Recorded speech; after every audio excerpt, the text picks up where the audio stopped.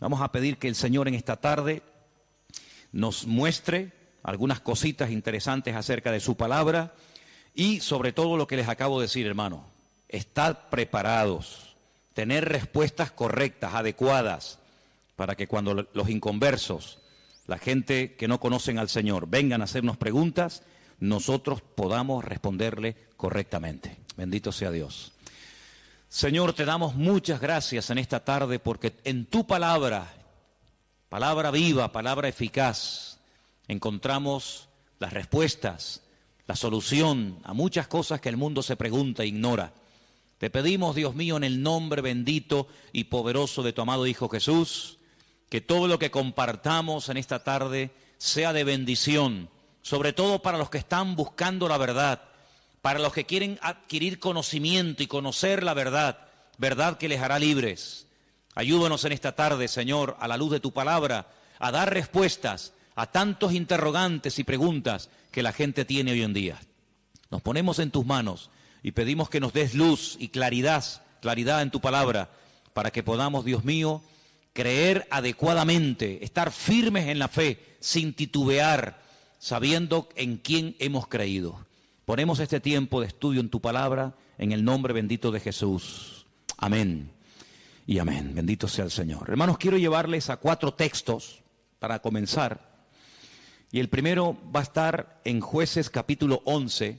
Nos vamos a lo que llamamos Antiguo Testamento, al capítulo 11 del libro de los Jueces. Y vamos a leer concretamente el versículo 40. Jueces, repito, capítulo 11, versículo 40. Y dice la palabra del Señor lo siguiente. Presten atención a lo que dice ahí nuestro Dios. Jueces 11, 40.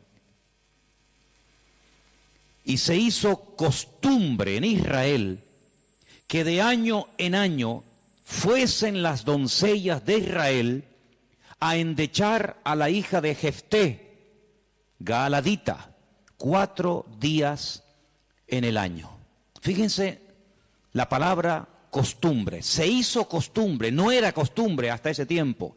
Antes nadie se iba 4 días por el campo, por el monte, a llorar, a endechar a la hija de nadie.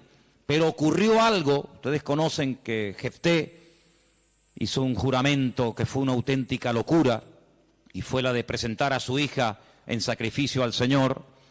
Y entonces dice la palabra de Dios que a partir de ese día se convirtió en una costumbre en Israel que las jóvenes, que las chicas se fueran por los campos llorando, endechando, lamentándose de lo que le había ocurrido a la hija de Jefté. ¿Era un mandamiento bíblico? ¿Era algo que Moisés enseñó al pueblo de Israel en el desierto? No. Sino que se hizo costumbre. Empezaron un año y otro año, una generación y otra generación, hasta que aquello se convirtió en una costumbre. Y quiero en esta tarde que ustedes se den cuenta de que una cosa es la costumbre, la cultura, las tradiciones, y otra cosa muy diferente es lo que manda y ordena el Señor en su palabra. A nosotros nos tiene que dirigir la palabra de Dios, no las costumbres de las naciones. No es que esta costumbre, esta tradición lleva 500 años celebrándose en mi país o donde sea. Bueno, los años que se llevan celebrando las costumbres, cualquiera que sean, no le dan credibilidad a la costumbre. Durante muchos siglos era normal salir a una plaza pública y torturar o quemar a una persona, y todo el mundo iba como si fuera un espectáculo público, ¿verdad? Porque era la costumbre de la época. Bueno, pero eso no significa que como era la costumbre, pues está bien. Cuidado, la palabra costumbre, hábito, aparece desde un punto de vista positivo y desde un punto de vista negativo. Por ejemplo, la Escritura dice en el Evangelio según San Lucas que el Señor Jesucristo, conforme a su costumbre, iba el sábado a la sinagoga. Bueno, pero es que hay costumbres buenas, ¿sí? Y hay costumbres malas. En este caso era una costumbre que no tiene nada que ver con la palabra, pero como ya la gente lo hacía, pues el otro lo hacía y el otro lo hacía, y yo creo que ya después de años ni la gente sabía realmente el origen de esa costumbre, pero ya como que formaba parte de la cultura de la época. Quédense con ese detalle. Nos vamos al libro de Isaías, capítulo 2.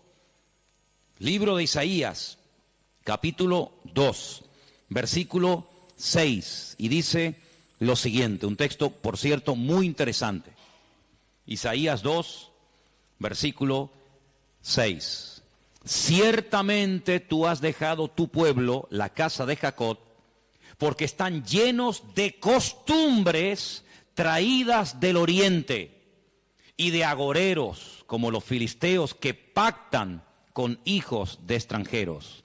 Uno de los reproches que el profeta Isaías lanzaba en la época en la que él le tocó servir al Señor en su ministerio es que ustedes se han llenado de costumbres que no son costumbres con una base bíblica, no son costumbres basados en un mandamiento de la Escritura, sino en costumbres, como dice aquí, importadas, traídas de Oriente, que no tienen nada que ver con ustedes. Por ejemplo, aquí en España, país en el que vivimos, pues se ha metido con una fuerza tremenda una fiesta, que era una costumbre de pueblos paganos, dicho sea de paso, que se ha celebrado hace poco, la famosa fiesta de Halloween, y tú estudias la historia de nuestros pueblos, aquí hay hermanos de otros países de Latinoamérica, y Halloween no tiene absolutamente nada que ver con la cultura latina, absolutamente. Halloween no tiene nada que ver ni con Argentina, ni Uruguay, ni Venezuela, ni Cuba, ni España, son costumbres importadas, costumbres que no tienen nada que ver con nuestra cultura, pero a base de repetirlas y practicarlas un año y otro año, como que ya forman parte de una de las muchas fiestas que hay a lo largo del año. Eso precisamente es lo que dice el profeta Isaías en su época. Ustedes han abierto la puerta y se han llenado de costumbres traídas de Oriente, que no tienen nada que ver con ustedes. Y dicho sea de paso, la mayoría de esas costumbres traídas de Oriente eran costumbres paganas, costumbres que no tenían absolutamente nada que ver con la palabra del Señor. Vamos a avanzar. Libro de Jeremías, capítulo 10.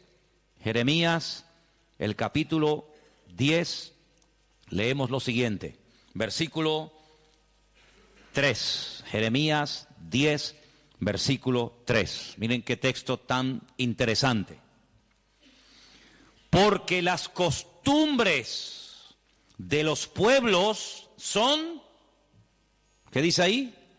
Vanidad. Vanidad de vanidades, decía el predicador.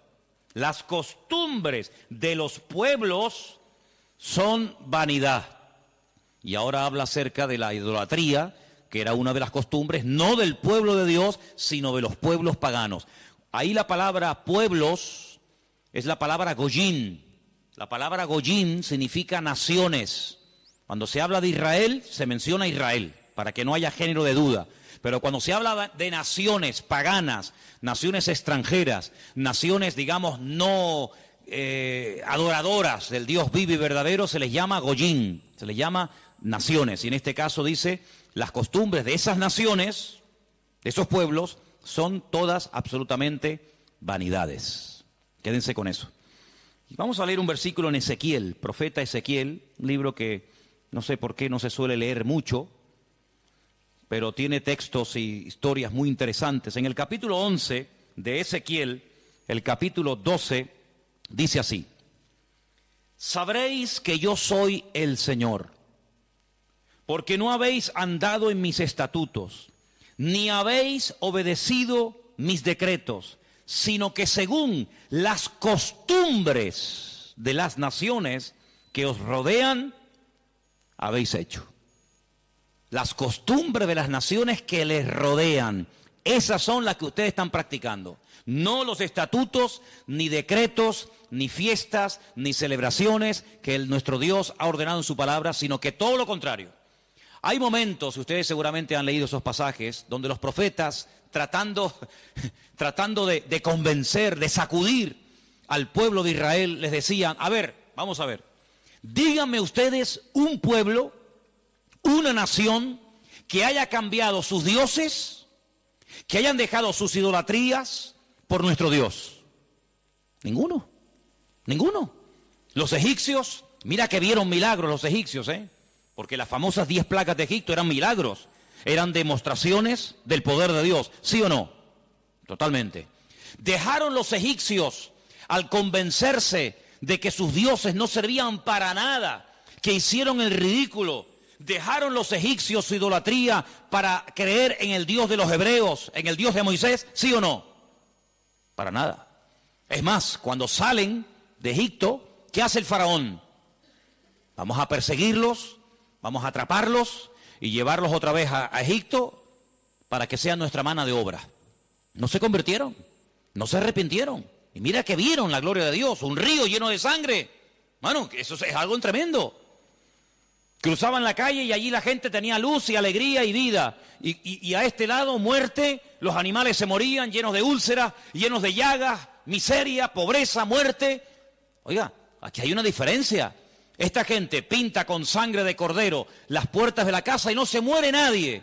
Y nosotros, los poderosos egipcios, incluido el faraón, se mueren todos los primogénitos. ¿Te parece poca diferencia? Y así podríamos hablar de otras, ¿verdad?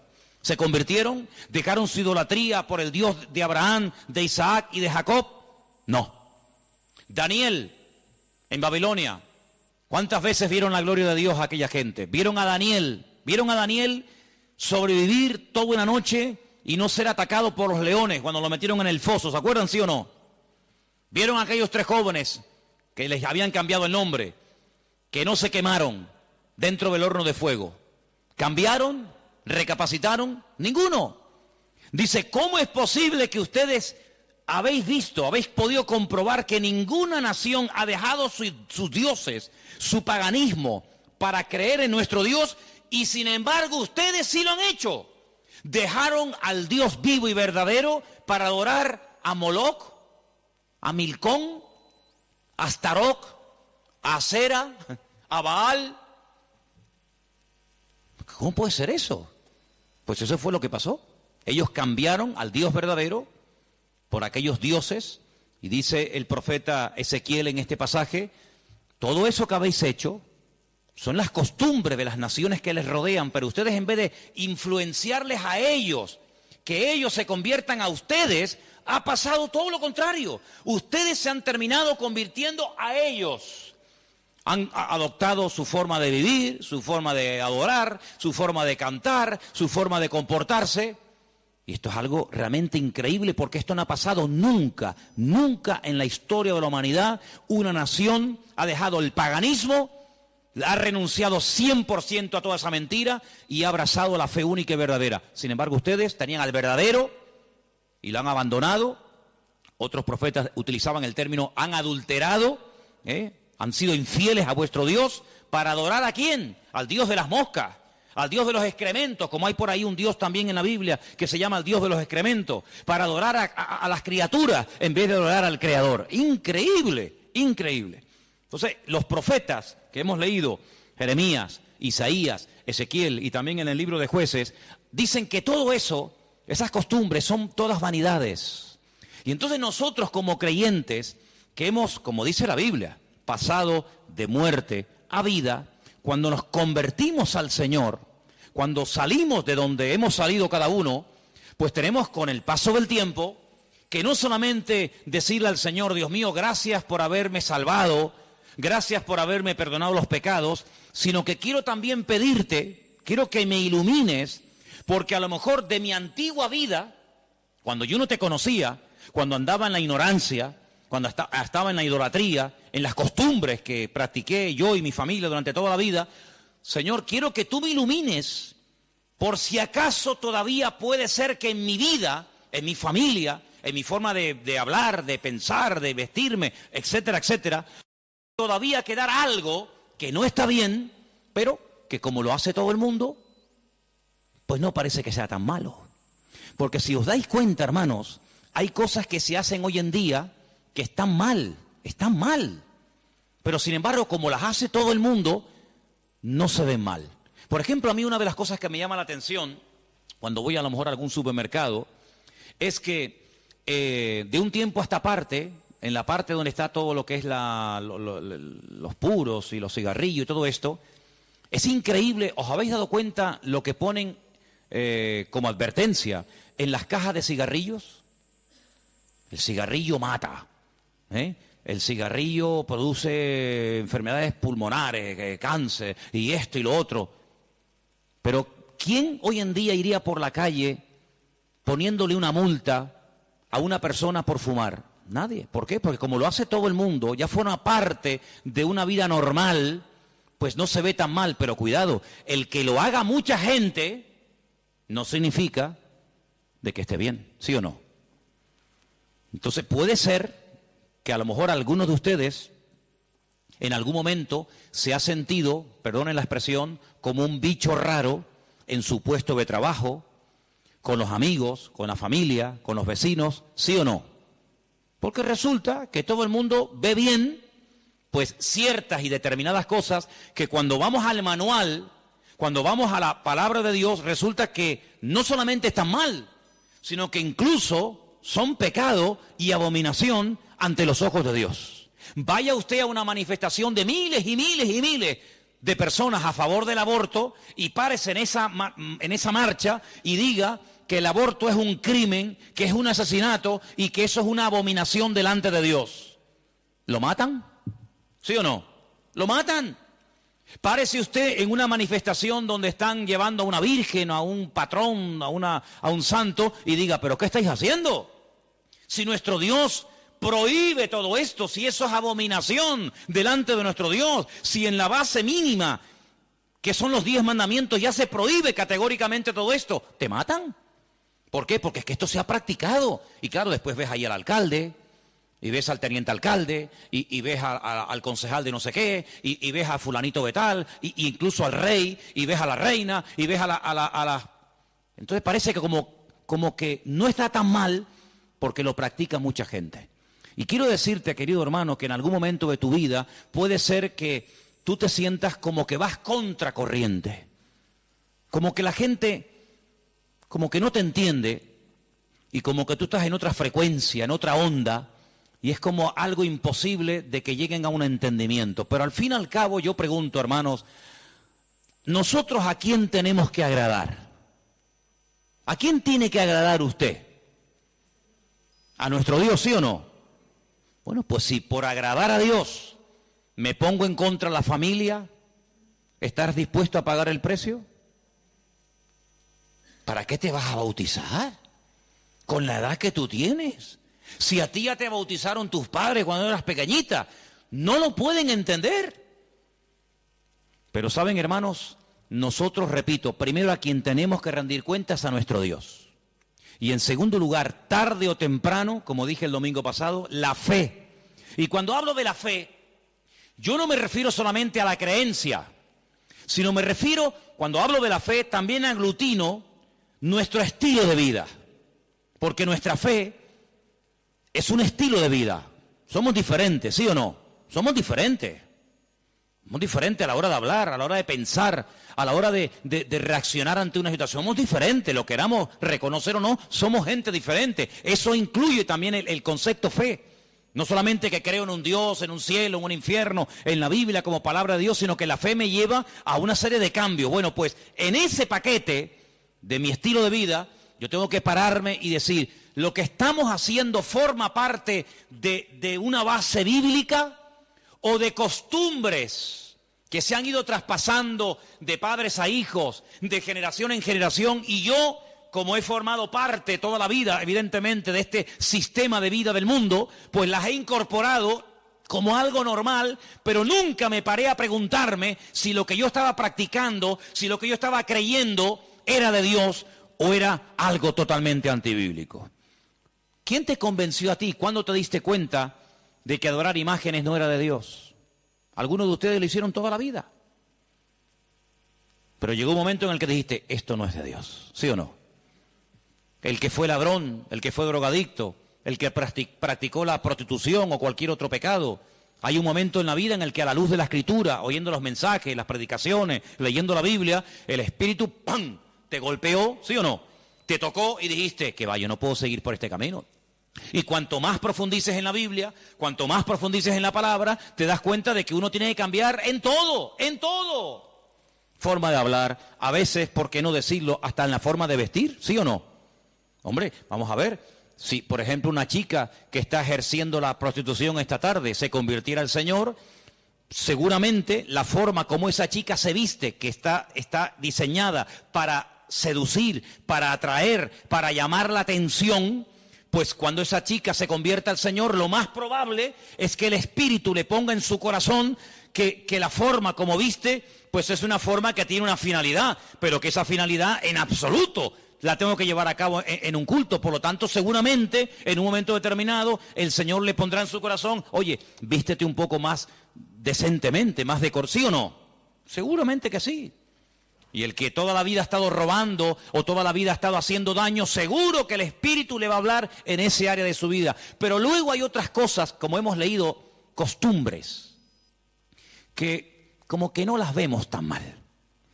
Y hemos visto a la luz de la palabra de Dios, solamente les di 4 textos, están ahí grabados por si los quieren después volver a leer, 4 versículos donde tenemos que analizar y preguntarnos las costumbres, no los mandamientos, las costumbres que estamos llevando a cabo, ¿son bíblicas? ¿Son de Dios? Y ahora vamos a pasar al tema que la gente nos pregunta mucho por internet. ¿Qué opinan ustedes acerca de estas fiestas navideñas? ¿Puede un cristiano? ¿No puede un cristiano? ¿Está bien esto? ¿Está bien aquello? Bueno, lo primero que tenemos que partir de la base es la siguiente. Nadie, absolutamente nadie, desde que el cristianismo o desde que Cristo vino a este mundo, y mira que lo han intentado, nadie sabe exactamente el día en el que nació el Señor Jesucristo. Nadie. A lo largo de la historia se ha especulado, incluso, si ustedes se meten a estudiar este tema, incluso algunos llegaron a predicar y a enseñar en sus respectivos congregaciones o ministerios que Jesús nació entre marzo y abril. Otros entre septiembre y octubre. Y así diferentes opiniones. Por lo tanto, partimos de la base de que, lógicamente, el Nuevo Testamento, porque el Antiguo no te lo va a decir, porque no había nacido, el Nuevo Testamento en ninguna parte te dice exactamente el día en el que el Señor Jesucristo nació. Nadie sabe absolutamente nada. Sí sabemos que murió en una época en la que los judíos estaban celebrando una fiesta llamada la Pascua. Sí sabemos que hay una fiesta que nosotros la conocemos como Pentecostés, que su nombre original es Shavuot, la fiesta de las semanas, que el Señor la utilizó para que en ese día concretamente, pues aquel grupo que había en aquella casa fueran llenos del Espíritu Santo. Eso sí lo sabemos. También podemos saber con exactitud que el Señor Jesucristo, la noche que fue entregado y en ese lapsus de entre una hora y otra, y fue a ser crucificado, se estaba celebrando la fiesta de los panes sin levaduras que se unía a la de la Pascua. Todo eso está clarísimo. Y sabemos pues cuándo hay que celebrar la fiesta de la Pascua y la fiesta de Pentecostés y la fiesta de los tabernáculos. Todo eso lo sabemos porque está estipulado en la Biblia. Y te dice, contarás desde tal día a tal día, tanta semana. ¡Pum! Y eso es matemático. Pero en cuanto al nacimiento de Cristo, la Biblia no nos da ninguna información exacta de cuándo nació. ¿Por qué? Porque en nuestra concepción, entre comillas, cristiana, cometemos un gravísimo error. Y es que Jesucristo nació en un contexto judío, no en un contexto cristiano. Jesús nunca fue a ninguna iglesia evangélica, él toda la vida fue a sinagogas. Jesús nunca practicó costumbres cristianas, las costumbres que él practicó y su padre y su madre y sus antepasados eran costumbres judías, ¿verdad? Por lo tanto, para nosotros se comienza a contar desde el nacimiento del niño. Y dice, bueno, el niño nació el 2 de octubre. Pues al año que viene, el día 2 de octubre, el niño cumple un añito. ¿Sí o no? En la mentalidad judía no se cuenta el tiempo así. En la mentalidad judía, en el momento en el que la mujer sabe que está embarazada, en el que la mujer sabe perfectamente que sí o sí está embarazada, ahí se empieza a contar. No a partir del nacimiento a los 9 meses, ¿me entendéis? Por lo tanto, ya empezamos mal. Es como, por ejemplo, cuando nosotros decimos, bueno, ahora mismo aquí en Tenerife tenemos las 8 en punto de la noche. A las 12:01 será día viernes. Eso según nuestro calendario, según nuestra cultura, según la Biblia, ya es viernes. ¿Por qué? Porque en cuanto cae el sol y ya se puede ver, aunque sea una sola estrella en el firmamento, automáticamente ya estamos al día siguiente. Entonces dice, entonces todos al revés. Bueno, hay que saber estas cosas. Nuestro calendario gregoriano, inventado, mandado a hacer por un papa, tiene 365 días. El calendario bíblico tiene 360 días. Otro dato a tener en cuenta. ¿Qué te parece? Y así podríamos contar cantidad de detalles que cuando uno va a la palabra, uno tiene que conocerlos. Porque si no ya estás partiendo equivocadamente. Y entonces decimos, el nacimiento del niño marca el momento de su nacimiento y de su próximo cumpleaños. Te vuelvo a repetir, la vida en la cultura judía, en la cultura hebrea, se cuenta a partir de la concepción, no a partir del nacimiento. Ahora bien, tengo aquí algunos datos que les voy a leer en esta tarde, que son muy interesantes, pero primeramente quiero decir lo siguiente. No sabemos la fecha exacta del nacimiento de Cristo. No hay ni un solo ejemplo, ni uno solo. Si alguien sabe de alguno, por favor que lo diga ahora, o calle para siempre. No hay ni un solo ejemplo en el Nuevo Testamento de nadie que haya practicado el nacimiento de Cristo, que haya celebrado, mejor dicho, el nacimiento de Jesús. La única fiesta que nos obligó el Señor a recordar frecuentemente fue, dice, haced esto, háganlo en memoria de mí. Y cada vez que comáis este pan y cada vez que bebáis de esta copa, mi muerte, estáis anunciando hasta que yo vuelva. Es una orden. Yo sé que hay movimientos cristianos o evangélicos que no practican esto de tomar pan y vino asiduamente, porque dicen que es algo simbólico. Bueno, yo solamente lo digo con todo mi respeto, no saben lo que se pierden. Y es una interpretación incorrecta. Yo creo que es bíblico y estamos todos de acuerdo, ¿sí o no? Que hay que partir el pan y el vino. Hombre, hay iglesias que lo hacen todos los domingos. Elena, por ejemplo, se crió en una iglesia que todos los domingos, sí o sí, todos los domingos a la mañana, se llama culto de comunión. Por eso, porque se da la comunión. Hay iglesias que lo hacen una vez al mes, otras iglesias una vez al año, etcétera, etcétera. Pero que hay que hacerlo, hay que hacerlo. Pero Jesús nunca dijo, los discípulos nunca dijeron, Pablo nunca escribió, Pedro nunca escribió, Santiago nunca escribió, ningún discípulo escribió, y también tenéis que recordar todos los años el nacimiento del Mesías. No. Mira, recordamos cuando partió el pan y el vino e inauguró el nuevo pacto. Recordamos su muerte, claro. Recordamos su resurrección.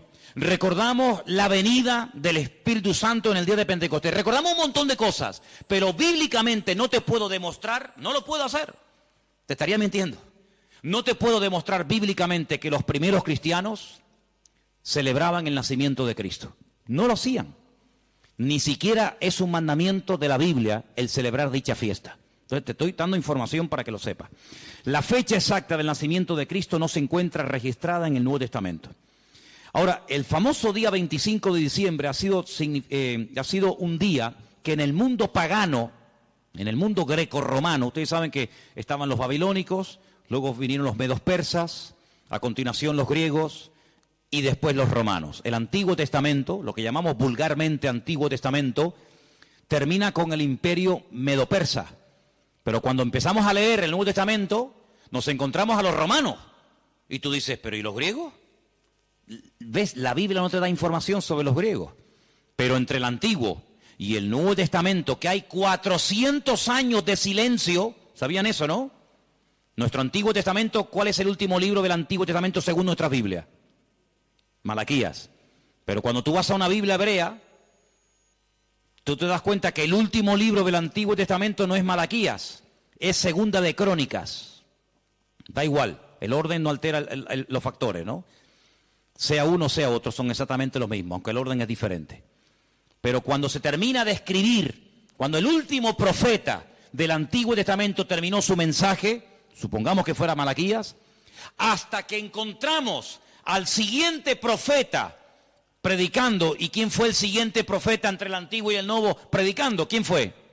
Juan el Bautista. Hay 400 años de silencio. No hubieron profeta entre Malaquías y Juan el Bautista. ¿Y cómo se guiaba la gente? Por la palabra.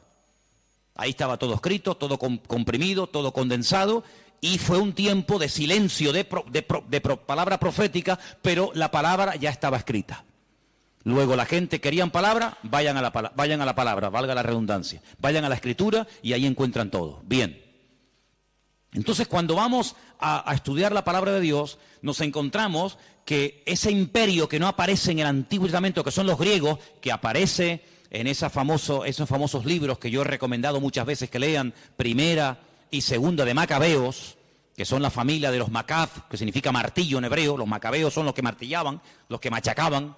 Y en estos días en Israel se está celebrando una fiesta que no tiene una base, vamos a decir, bíblica, sino es un mandamiento bíblico el cumplirla, vaya, pero que es una fiesta que en estos días ya se está celebrando, y les voy a demostrar que Cristo la celebraba, aunque no era mandamiento, Él la celebraba, y es una fiesta que se llama la fiesta de Hanukkah. Y por eso ustedes cuando van a Israel van a encontrar que hay 2 modelos de candelabro diferentes. Está el famoso menorá, que tiene 7 brazos, y después se encuentran la Hanukkía. Menorá es el de 7, Hanukkía es el de 9. Y tú dices, ¿qué diferencia hay entre uno de 7 y uno de 9? Bueno, te lo voy a decir. El candelabro de 7, la menorá, era el que se utilizaba primeramente en el tabernáculo y después en el templo, pues para iluminar. No había luz eléctrica, no había un interruptor y se encendía la luz, sino que se ponía aceite, ¿verdad? Se iluminaba para que el sacerdote pudiera moverse y pudiera ministrar en el templo, ¿verdad? Ya dimos en su día una explicación de que el primer versículo, quédense con este dato, el primer versículo de los primeros 5 libros de la Biblia, Génesis 1.1, Éxodo 1.1, Números 1.1, Levítico 1.1 y Deuteronomio 1.1, nos explican todo lo que tiene el menorá. ¿Cuántas palabras tiene en hebreo el primer versículo de Génesis? 7 brazos. Otra característica de la menorá la encontramos en Éxodo 1.1 y así sucesivamente, pero no voy a entrar en detalles acerca de eso. Pero en la época de los seleucidas, en la época de los griegos, déjeme que les cuente algo de historia, que es bueno saberlo. Cuando Alejandro Magno muere, dicen que era homosexual, no dejó descendencia. Es el único imperio que pervive después de la muerte del emperador, pero no en sus hijos, sino en sus generales. Por eso Daniel, cuando está en Babilonia, dice que él vio a un leopardo con 4 cabezas. Y las 4 cabezas son los 4 generales que cuando Alejandro Magno muere, se reparten en 4 pedazos el mundo que había conquistado Alejandro Magno, ¿verdad? Uno de los trozos que se reparte tenía que ver con Israel. Y allí estaba el famoso Antíoco Epifanes, que era terrible, terrible. Ese fue el que se atrevió a meter a un cerdo dentro del lugar santísimo y sacrificarlo y de esa manera, humillar y avergonzar a Dios y en fin, tantas cosas, ¿no? Esa es la famosa abominación desoladora, la profanación del lugar santísimo. En esa época de los griegos había una familia compuesta por una serie de hermanos que se propusieron restaurar la vida política y espiritual de Israel. Los griegos dominaban, el templo lo habían convertido en un gimnasio, habían impedido los sacrificios y aquello era un desastre. Esta familia se levanta, primero un hijo, después el otro hermano, todos murieron como mártires, es una historia tremenda. Y estos macabeos, que no se llamaban macabeos, sino una especie de apodo, los que martillaban, los que golpeaban, pelearon militarmente, cuerpo a cuerpo con los griegos y los derrotaron, los vencieron, los echaron de Israel y restauraron el culto en el templo. Pero resulta que el aceite que se utilizaba para las lámparas del candelabro, en este caso de la menorá, no llegaba, porque lleva un proceso y se tarda un tiempo en elaborar ese aceite específico para la menorá. Había muy poco aceite. ¿Qué ocurrió? Oraron al Señor y el Señor hizo que la poca aceite que quedaba durara milagrosamente más tiempo de lo que habitualmente duraba. A partir de ese momento, para recordar el milagro de que el Señor permitió que el aceite durara más tiempo de lo habitual, se comenzó a celebrar la fiesta de la Hanukkah, la fiesta de las luces, la reinauguración del templo. Entonces, en esta época del año, para recordar ese milagro, se enciende con la vela del centro, cada día una vela diferente, hasta llegar a 9 velas, porque ese fue el tiempo que duró el aceite. Y eso es lo que significa la fiesta de Hanukkah. Ahora ustedes pueden ver, dice, y Jesús subió al templo a la fiesta de la dedicación del templo. Y tú dices, ¿y qué fiesta es esa?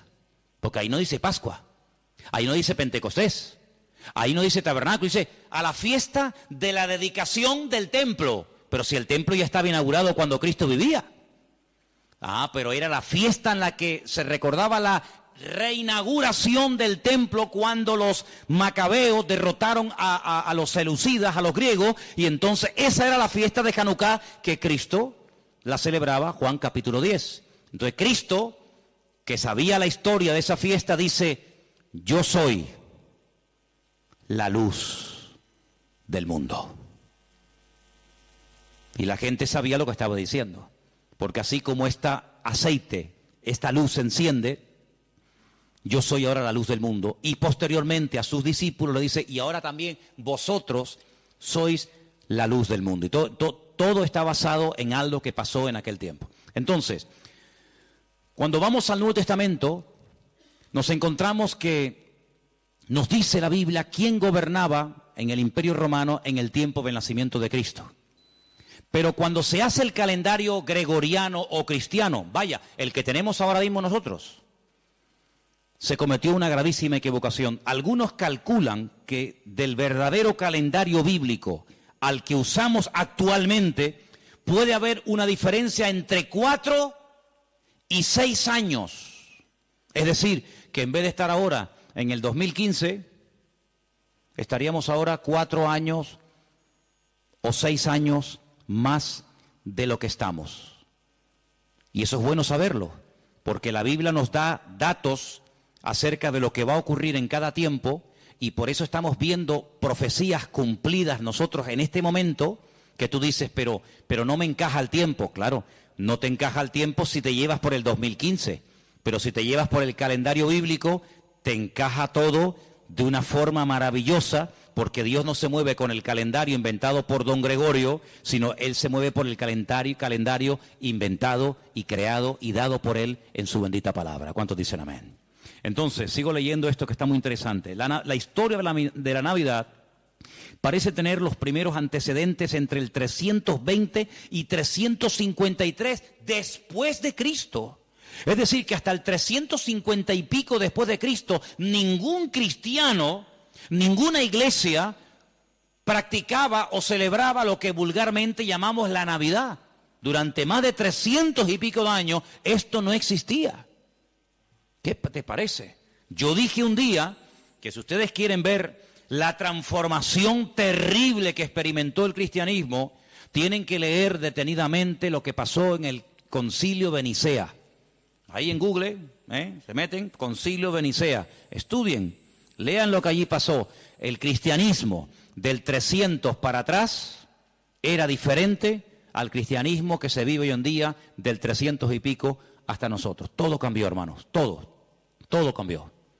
Entonces fue en esa época, en ese tercer siglo, cuando se comenzó a decir que Cristo había nacido el 25 de diciembre. ¿Por qué? Porque era la fiesta, era el día más pagano del año. Se celebraba el culto al dios Saturno, y el dios Saturno era el dios de las cosechas, y era un día de celebración, pero de celebración pagana, de sacrificios en agradecimiento al dios Saturno. Era el solsticio de invierno en el hemisferio norte, y ahí dijo alguien, bueno, vamos a utilizar el día más pagano del año cuando se adora al sol, vamos a utilizarlo y lo vamos a cristianizar para que de esa manera también nosotros los cristianos formemos parte de la festividad y de la alegría a nivel mundial. Desde finales del siglo IV, el cristianismo, finales del siglo IV, el cristianismo comienza con la famosa tradición de la Navidad, y el Papa Julio I dijo que Jesús había nacido el 25 de diciembre. ¿De dónde lo sacó? De ninguna parte, se lo inventó, porque la Biblia no dice que Jesús nació el 25 de diciembre, pero él, como era el Papa, cualquiera le llevaba la contraria. Era el día en el que se celebraba, como acabo de decir, el solsticio de invierno en la antigüedad, y era el día en el que las costumbres y las tradiciones heredadas, las costumbres y mitos y leyendas más aberrantes se llevaba a cabo, y entonces se utilizó para que la gente supiera que también Cristo había nacido en esa época, y de alguna manera pues utilizar el paganismo, utilizar las festividades, pues para decir, bueno, Cristo también nació en esta época, ¿no? En el año 540, un monje llamado Dionisio, cuyo apodo era el Exiguo, en el cálculo de las fechas propició la fijación de una fecha errónea en cuanto al nacimiento de Cristo. El error incluso hasta en el año, porque se cree que Jesús nació 4 o 6 años antes de lo que realmente esta gente decía. El tema de las fechas, ya hemos dicho, es algo muy controvertido, pero al final se llegó a la conclusión de que Cristo había nacido en esa época, y los cristianos comenzaron a practicarlo como parte de la cultura o de la tradición. Hay muchos relatos en los que cuenta la historia que miles y miles de cristianos se dejaron matar, quemar, crucificar y torturar hasta la muerte porque se negaban a celebrar la famosa Navidad el 25 de diciembre. Así que hermanos nuestros en la fe han muerto quemados, torturados y crucificados por negarse a formar parte de una fecha inventada, creada por el hombre, rodeada de paganismo, donde una de las costumbres que había era sacrificar toros, sacrificar animales, cortarle los testículos a estos animales y colgarlos en los árboles. De ahí viene la famosa costumbre de colgar bolitas en los árboles, de la costumbre pagana de aquellos degenerados griegos y romanos que hacían este tipo de ofrendas y de sacrificios a sus dioses, y de ahí pasó. Luego se prendía fuego al árbol, pero claro, prender fuego al árbol, pues es, en una casa particular es una temeridad, y entonces a alguien con el paso del tiempo se le ocurrió ponerle un montón de luces para que represente aquel fuego, que evidentemente no se puede hacer hoy en día por sentido común, pero entre las bolitas y el fuego que se pone, las luces que se pone, pues es lo más parecido a aquellas bolitas que se ponían colgadas en los árboles, y al mismo tiempo las luces representan el fuego, que por cuestiones obvias no se pueden poner hoy en día. Así que Jesús no nació el 25 de diciembre, pero escuchen esto porque es muy interesante. La explicación más consistente de los historiadores es que el origen de la Navidad se tomó entre el siglo III y IV, ya lo hemos dicho, ¿verdad? El porqué de la elección de esta fecha, bueno, se relaciona con la necesidad de la reciente oficializada religión cristiana de imponerse sobre las tradiciones de los cultos paganos romanos. En aquel tiempo el mundo estaba dominado por el Imperio Romano, se adoraba a Saturno, como el Imperio Romano a través del emperador Constantino supuestamente se había convertido. Dejemos de celebrar en el 25 de diciembre la fiesta a Saturno, pero claro, ahora está todo el mundo acostumbrado a practicar el 25 de diciembre a Saturno, ¿y ahora qué hacemos? Ahora somos cristianos. Bueno, pues sigamos celebrándole igual, pero a Saturno ya no podemos, somos cristianos. Bueno, a Saturno no, a Cristo. El mismo perro, pero con distinto collar.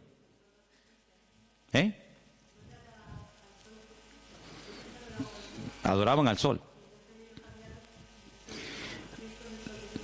Sí, Ellos pueden decir misa. Los papas eligieron el 25 de diciembre como día del nacimiento de Jesús, como una estrategia para el proceso de expansión del cristianismo, en el que sistemáticamente se buscó absorber y fusionar toda celebración de ritos paganos con las nuevas creencias o fe de los cristianos. Por lo tanto, bíblicamente, si alguien te para en la calle y te dice que la fiesta de la Navidad, que se suele celebrar el 25 de diciembre, tiene un trasfondo pagano, no se te ocurra llevarle la contraria, ni decirle que no es así, porque vas a ser el más rotundo ridículo. Efectivamente, el día 25 de diciembre era una fiesta, la fiesta más pagana en todas las culturas del Imperio Romano, donde se hacían auténticas barbaridades, sacrificios humanos, sacrificios de animales, ofrendas brutales de sangre, etcétera, etcétera. Como supuestamente, repito, el Imperio Romano dejó el paganismo y abrazó la fe cristiana que había perseguido durante más de 300 años, pues ahora ¿qué hacemos? Ahora nos encontramos con un dilema. Bueno, lo solucionamos fácilmente. Seguimos manteniendo el día, seguimos manteniendo las costumbres de dicho día, ¿vale? Seguimos celebrando todo exactamente igual, pero en vez de a Saturno, en vez de a divinidades falsas, pues la celebramos a Dios y total, aquí no ha pasado absolutamente nada. A base de repetir y de repetir y de practicar, un siglo, una generación, otra generación, nos hemos puesto hoy en día en el año 2015, aparentemente después de la era cristiana, y resulta que hemos abrazado unas costumbres y unas prácticas que nosotros no lo hacemos con ninguna mala intención, ¿no? Nosotros no lo hacemos porque creemos en el paganismo, ni mucho menos, pero sin darnos cuenta, estamos practicando y celebrando y haciendo cosas que tienen un trasfondo totalmente pagano, pero después queremos que los paganos cambien cuando los paganos lo que han hecho es que nos han cambiado a nosotros. Y se han metido en nuestras casas, y se han metido en nuestras costumbres, y se han metido en nuestro vocabulario, y hemos visto, no de ahora, de hace ya muchos años, que en estos días, que teóricamente, vamos a decir, ha nacido el Señor, que no es así, ya lo hemos demostrado, pero que teóricamente teníamos que celebrar su nacimiento, resulta que se ha convertido en una fiesta, ¿de qué? De despilfarro, de derroche, de negocio, donde después se habla de la famosa cuesta de enero, porque la gente empezó a regalar y a comprar y a regalar y a comprar, a regalar y a comprar cosas que después en enero se arrepienten o no usan o quieren cambiar, y después resulta que ya el año, en vez de empezarlo libre de deudas, ya lo empiezan con más deudas, aparte de las que ya tenían del año anterior. ¿Por qué? Porque la fiesta así lo requiere. Porque si no le regalamos al abuelito, y si no le regalamos nada al niño, y si no le regalamos nada a la abuelita, o al tío, o al papá, o al sobrino, pues como que es una falta de educación, y como que falta el amor en la familia, y como que todos nos hemos vuelto locos, y nos hemos fanatizado, porque ahora somos cristianos. No, mi hermano, aquí no nos hemos vuelto locos, sino que ¿sabe lo que pasa? Que el conocimiento confronta, y el conocimiento compromete. Por eso hay gente que dice, yo prefiero no saber nada, y seguir en la ignorancia. Pero ¿sabes qué? Cuando estamos en Cristo, estamos obligados, estamos comprometidos con la verdad. Y la verdad nos hará libres en la medida, no es como un botón, la verdad os hará libres. Eso no cuesta nada decirlo. La verdad nos hará libres siempre y cuando interioricemos y practiquemos la verdad. Porque yo puedo conocer la verdad, pero la verdad si no la vivo, si no me la aplico, si no la practico y si no la interiorizo, la verdad simplemente no hace absolutamente nada. No es como un amuleto. ¿Cuánta gente ha comprado antaño la Biblia? ¿Cuántos hogares tenían un pedazo de Biblia enorme y la tenían ahí en la estantería? ¿Por qué? Porque, hombre, es la palabra de Dios. Pero es que la palabra de Dios no es un amuleto. No es como el que pone una herradura. No es como el que pone una ristra de ajos.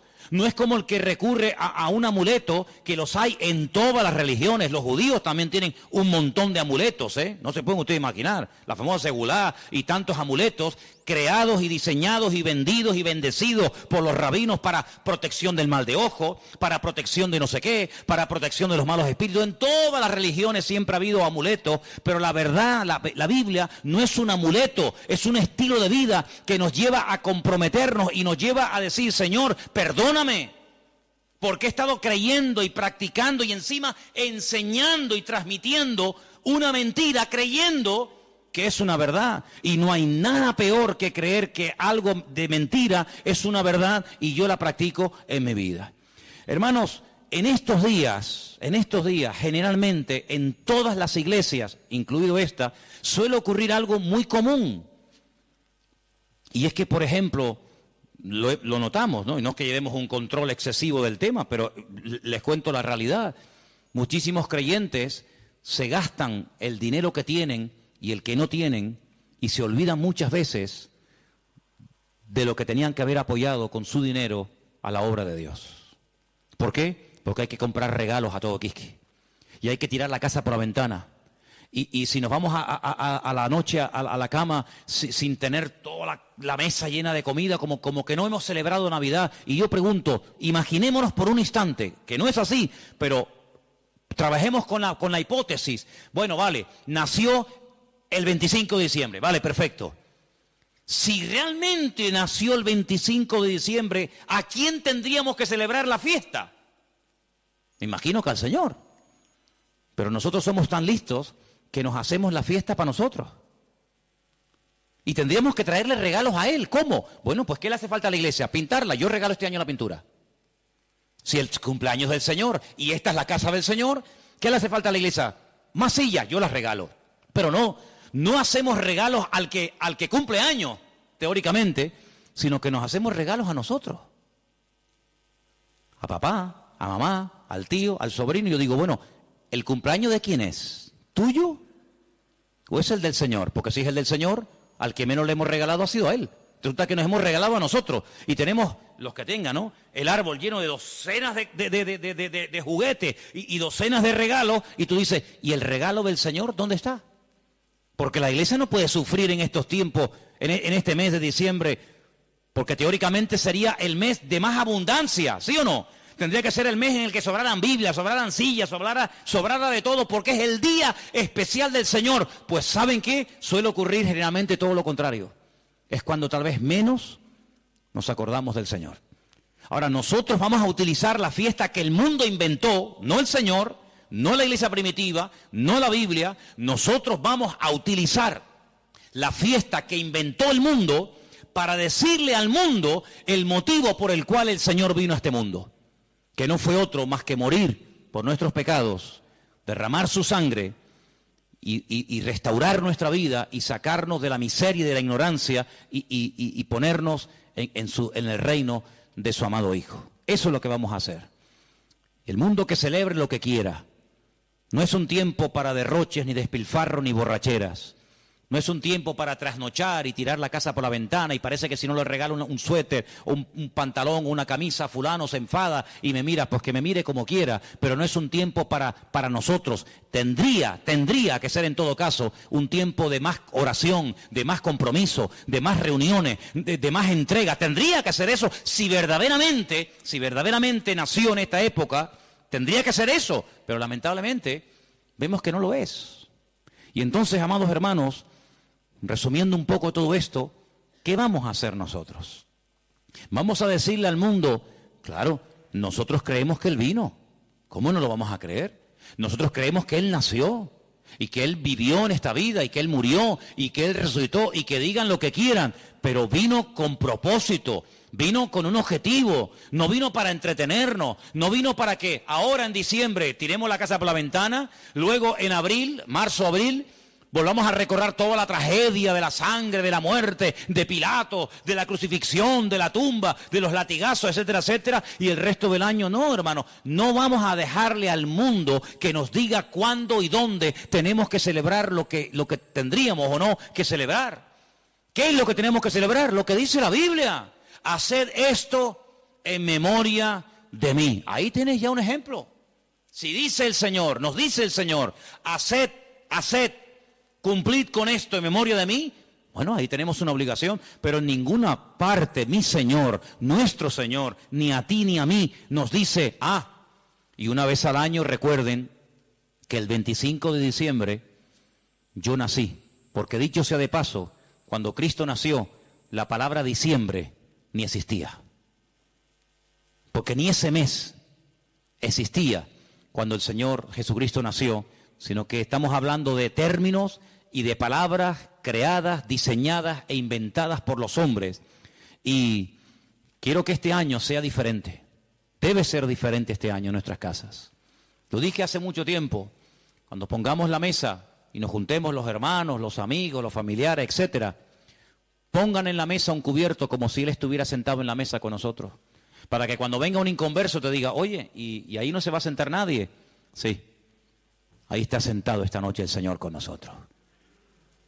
¿Y eso? Sí, porque queremos que el Señor esté sentado en nuestra mesa. Porque si el Señor no está sentado en esta mesa, ¿qué rayo estamos celebrando nosotros aquí esta noche? ¿Qué estamos celebrando? ¿Un banquete? ¿Qué estamos celebrando? Si el Señor no está sentado en esta mesa, ¿qué hacemos aquí tú y yo? Es una cena normal y corriente como cualquier otra, pero queremos invitar al Señor a nuestra casa. Queremos que coma con nosotros, que viva con nosotros, que duerma con nosotros, que entre con nosotros, que salga con nosotros. Nuestra vida no gira en torno a fiestas, porque nuestra fiesta se llama Cristo. Y nuestra fiesta desde el 1 de enero hasta el 31 de diciembre. ¿Cuántos dicen amén? No tenemos que decir, ahora el nacimiento, ahora la muerte. Todos los días yo recuerdo que Cristo vino a este mundo a morir por mí. ¿Sí o no? Todos los días yo recuerdo que Él murió por mí en la cruz. Todos los días, no solamente el domingo de resurrección, allí en el Parque La Granja. Yo todos los días recuerdo que el Señor resucitó al tercer día. Yo todos los días recuerdo que Él está vivo. No tengo que decir, bueno, ahora esto. Ahora, ¿quién nos marca a nosotros el calendario? Lamentablemente, ¿sabe quién nos marca el calendario? El mundo. El mundo se ha metido en la cultura de tal manera que dice, no, ahora carnavales, ahora Halloween, ahora Semana Santa, ahora la Ascensión de María, ahora el Puente de la Constitución. Y le hemos dejado al mundo que nos organice el tiempo y nos diga incluso cómo tenemos que comportarnos en cada época del año. Claro, nosotros gracias al Señor somos cristianos y muchas de esas cosas ya no las hacemos, pero el que es mundano, el que no es cristiano, dice, carnavales, ¿me tengo que disfrazar? Me tengo que disfrazar, ¿por qué? Porque el mundo dice que ahora es cuando yo me tengo que hacer de disfrazar y hacer el idiota durante una semana o 15 días, pero luego no, ahora dice, no, ahora viene la cuaresma, ahora viene la resignación, el perdón, la ceniza, no sé qué, no sé cuánto. No, ahora viene la Semana Santa, no, ahora viene no sé qué. Y le hemos dejado al mundo que organice nuestro tiempo y nuestro estilo de vida. Nuestro tiempo y nuestro estilo de vida, ya lo dijo el Señor cómo tiene que ser. Si a alguien le interesa, aquí lo tienen. Señor, ¿qué tengo que celebrar en marzo? Señor, ¿qué tengo que hacer en diciembre? ¿Qué tengo que hacer cada día de la semana? Aquí está el manual. No le dejemos al mundo que nos organice, porque mira, yo me acuerdo que hace años, y termino, en España no se celebraba Halloween. ¿Cuánto tiempo lleva esta fiesta entre nosotros más o menos? ¿Alguien más o menos sabe?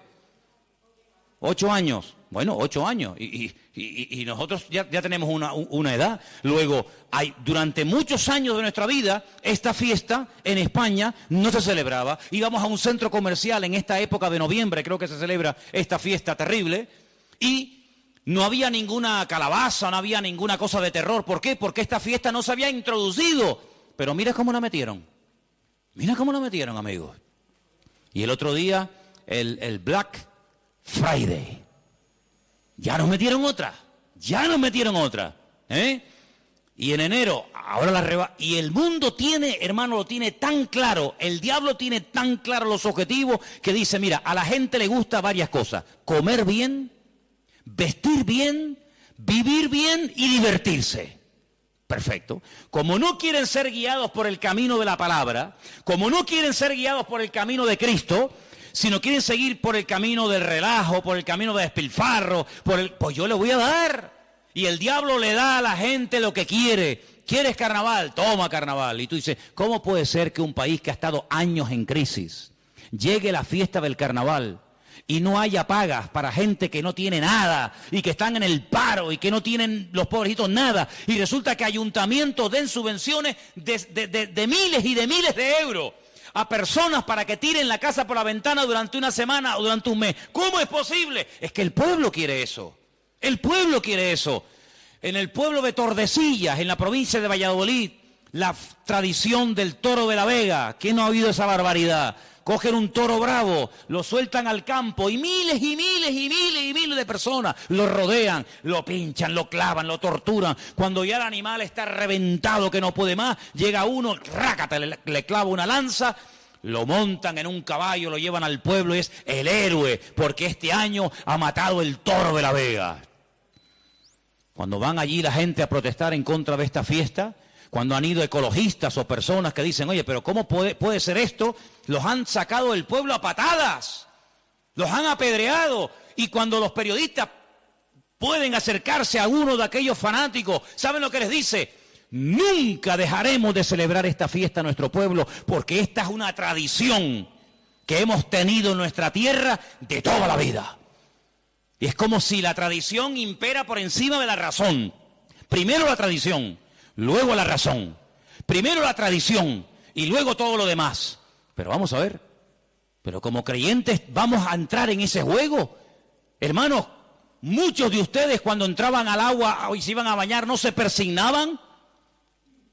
O cuando pasaban por una cruz no se persignaban. O cuando pasaba un coche fúnebre no se persignaban. ¿Lo siguen haciendo? ¿A que no? Pero si lo hicimos toda la vida. Pero ya no. Ya no. Porque hemos entendido de que hemos pasado de muerte a vida. Pero sigamos pasando de muerte a vida. No nos quedemos en mitad de camino. No digamos, ya no adoro a esto, ya no adoro a aquello, ya no adoro a esto, ya no hago tal. Pero alguna cosita me queda. Me queda esto y bueno, total son unos días. Hermanos, sigamos avanzando. Ese fue el gran error de Israel. Entró, conquistó cuatro cachitos de tierra. No, toda la tierra tenés que conquistar. No, Jericó, un poquito por aquí, un poquito por allá. Sí, pero escucha, es que allí viven los filisteos. Ah, bueno, no importa. Y allí viven los amorreos. Y allí viven los no sé qué. Total, tenemos ya 4 casitas. Nuestras vaquitas, nuestras ovejas, nuestras gallinitas. No, hijo, tienes que conquistar toda la tierra, porque si no los conquistas, ellos mañana se vuelven contra ti y te van a conquistar. Y en la vida cristiana no es conquistar el tabaco, la droga, la prostitución, la mentira, el soborno, no sé cuánto. Bueno, ya estos días ya están vencidos. Gloria a Dios. Pero ven para acá. ¿Y esto? ¿Y esto? Horóscopo. ¿Cómo? ¿Sí, horóscopo? Ay, amigo.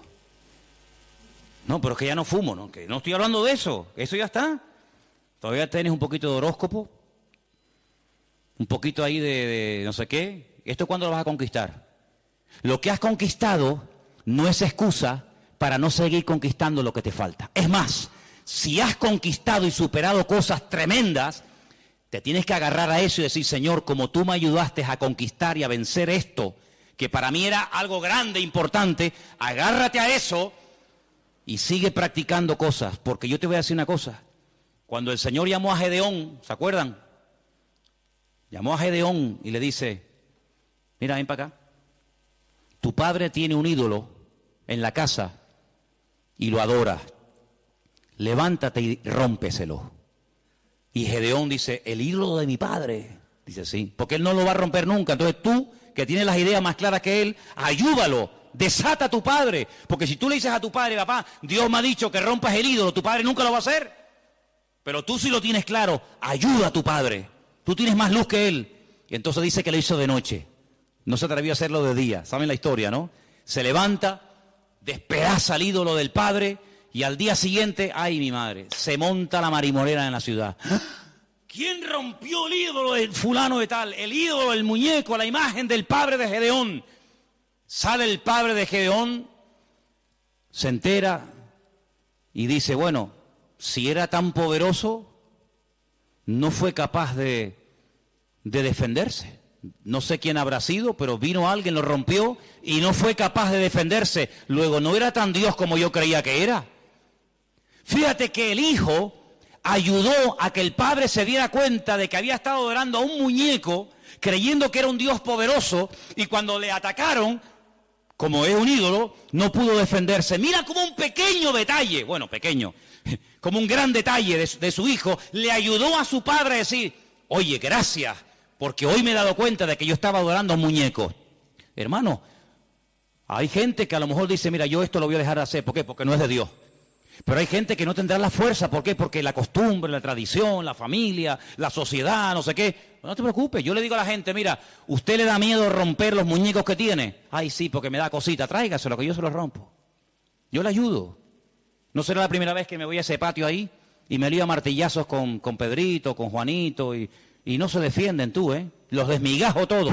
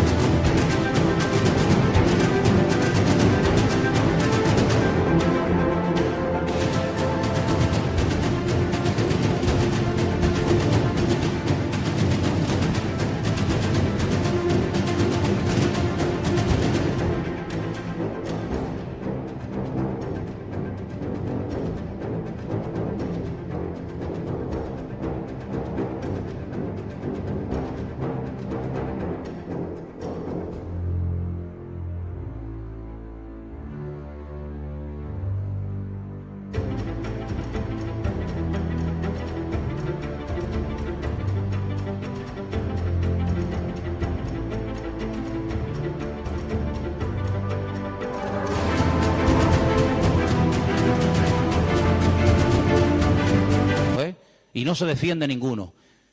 Y le digo, ¿te das cuenta cómo nos han defendido? Entonces, hermano, hay cosas que tendrás que romper tú. Tú tendrás que romperlas y quitarlas de tu vida. Pero hay momentos en los que Dios te pondrá en una casa, en una familia, para decir, mira, déjame ayudarte. Déjame demostrarte que esto no sirve para nada. Y ahí se van a dar cuenta, con ese acto de fe y de obediencia que tú has ejecutado, se van a dar cuenta de que verdaderamente estaban creyendo en una mentira. Yo les he dado de comer, les he dado información, hagan lo que les dé la gana, como dijo Josué, hagan lo que quieran, pero yo en mi casa serviremos al Señor. ¿Oramos? ¿Les parece? Venga, oramos. Cierre sus ojos y recuerde lo que ha oído esta noche, porque el conocimiento compromete y confronta, y sin confrontación no hay cambio. Por eso esta noche Dios te ha dado una información y te ha dicho, esto viene de esto, esto y esto. Tú sabrás lo que haces. Pero te damos gracias porque tu palabra es luz. Es una lumbrera, es una antorcha que alumbra en medio de las tinieblas, en medio de la oscuridad. Y en esta noche, Señor, en este día, queremos pedirte, Señor, que nos dé fuerzas para que podamos terminar todos y cada uno de tus hijos este año en una rotunda victoria, contundente, real y genuina. Oramos por todos los hermanos, por todas las personas que a lo largo de la tierra nos están viendo y siguiendo cada semana, culto tras culto, desde aquí, desde Tenerife, bendecimos a esas miles y miles de personas que nos escriben, que nos ven, que nos oyen. Señor, queremos pedirte por ellos para que los bendigas y para que juntos podamos extender el reino de Dios, las verdades del Evangelio, las verdades que salvan, que transforman las vidas, que son las verdades de tu palabra. Libéranos de cualquier temor, rompe en nosotros toda atadura a la tradición, a la costumbre, rompe todas esas costumbres paganas que a veces hemos cultivado y hemos practicado durante años sin darnos cuenta lo que hemos estado haciendo, Señor. Que en nuestros hogares, en nuestras vidas, en nuestras congregaciones, Señor, haya libertad, haya verdad. Y gracias te damos porque tu verdad, tu palabra libera, y queremos ser libres de todo engaño, de toda ignorancia, de toda mentira. Y te damos gracias porque hasta aquí podemos decir, el Señor nos ha ayudado, hasta aquí el Señor nos ha bendecido. Y hoy no adoramos a nada ni a nadie más que al Señor nuestro Dios. Recibe toda la gloria, mi Señor. Recibe toda la honra, y que en esta noche salgamos de este lugar con las ideas claras, sabiendo lo que tengo y lo que no tengo que creer y practicar, porque tu palabra siempre habla, y yo acepto que el Señor ha hablado a mi vida esta noche, y toda la gloria para ti, mi Dios. En el nombre de Jesús. Amén.